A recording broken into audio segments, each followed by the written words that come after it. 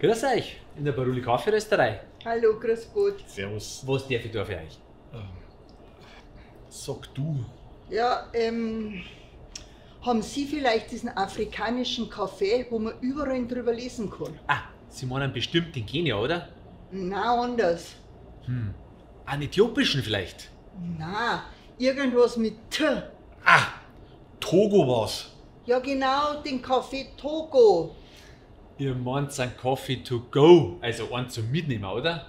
Nein, wir taten den schon gern da trinken, wenn das geht. Tut mir leid, to go haben wir leider nicht.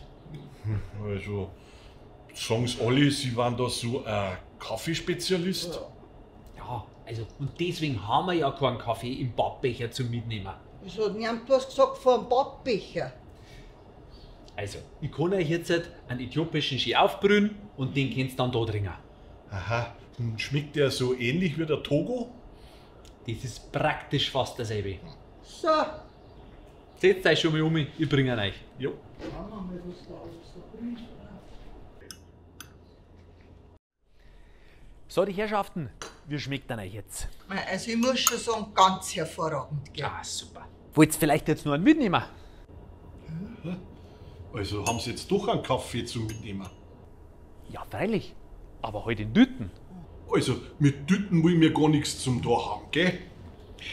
Kaffeespezialist, genau. Ich glaub, der raucht seinen Kaffee. Nein.